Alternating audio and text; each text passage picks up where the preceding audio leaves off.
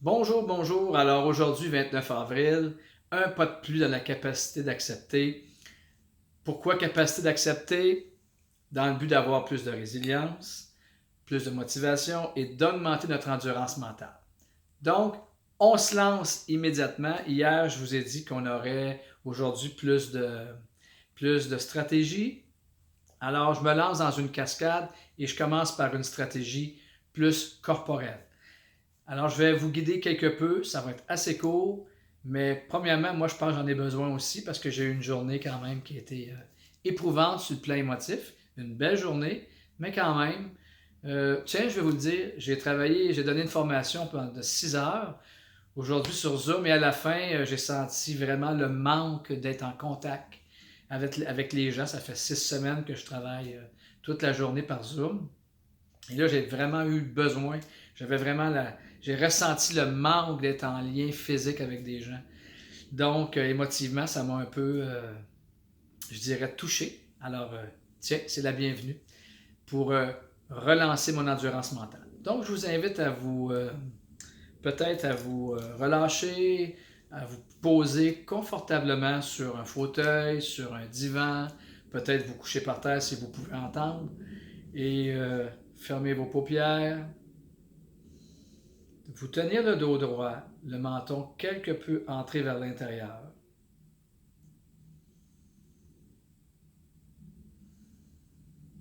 Et dans un premier temps, entrez en contact avec votre respiration.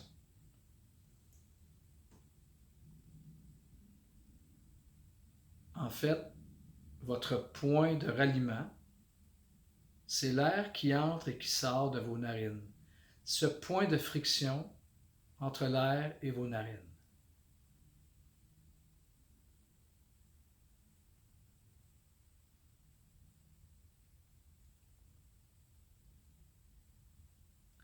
Et tout ce que je vous invite à faire, c'est de vous placer en position de témoin, d'observateur neutre.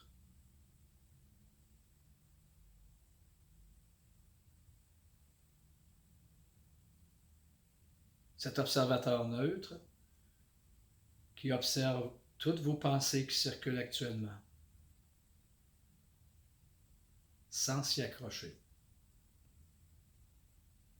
Et si vous observez que vous vous accrochez à vos pensées, c'est parfait.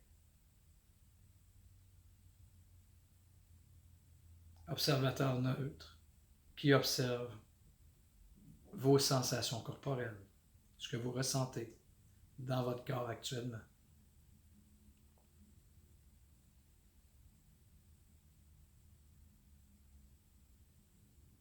Cet observateur neutre qui observe vos émotions que vous vivez.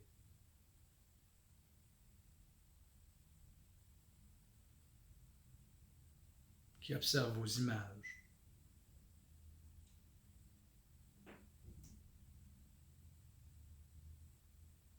À chaque fois que vous observez que vous quittez dans le passé ou dans le présent et que vous n'êtes plus sur votre nez, sur l'air qui entre et qui sort de vos narines, vous souriez intérieurement et vous revenez sur ce point d'ancrage de votre nez, de l'air qui entre et qui sort de vos narines.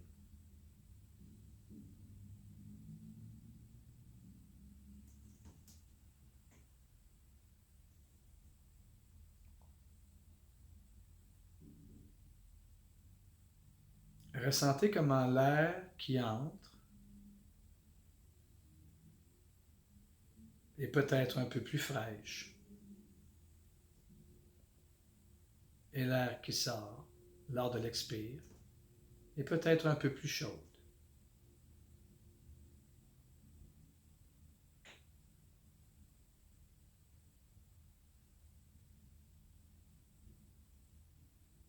Et quelle est cette partie de votre corps en ce moment qui se mobilise plus lorsque vous respirez? Est-ce votre ventre, votre poitrine, vos côtes?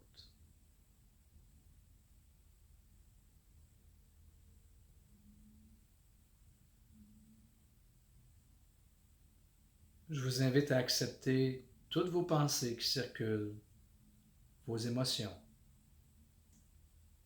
vos sensations corporelles. Car il n'y a rien de bon, il n'y a rien de mauvais. Il n'y a que ce qui est.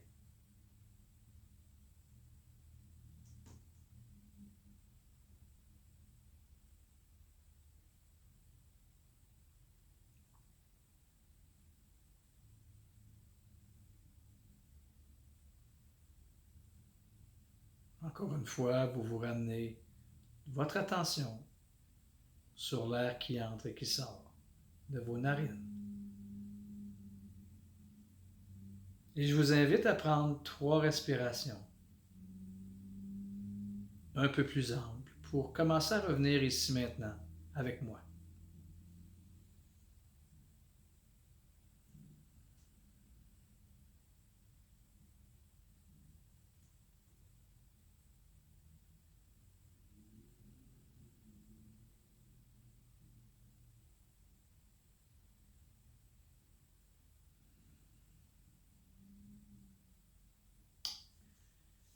Pourquoi avoir commencé par cette petite activité méditative? Bon, alors je vous ai déjà dit que je ne suis pas un bonze de la méditation, je ne suis pas un crack de la méditation. Je fais de la méditation, mais il n'y a aucune prétention de ma part.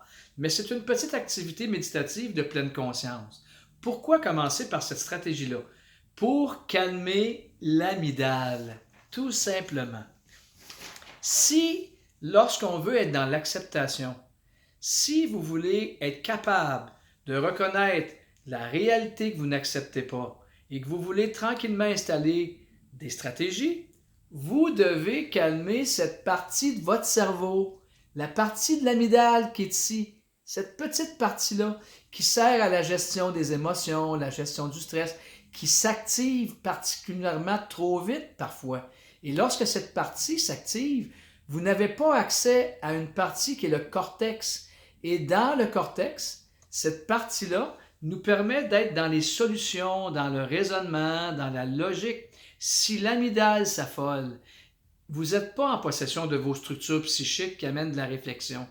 Et si vous n'êtes pas capable de réfléchir parce que l'amygdale est trop affolée et que vous ne prenez pas le temps de vous calmer par des activités comme on vient de faire en ce moment, de vous poser, vous ne serez pas capable d'identifier qu'est-ce que je contrôle et qu'est-ce que je ne contrôle pas.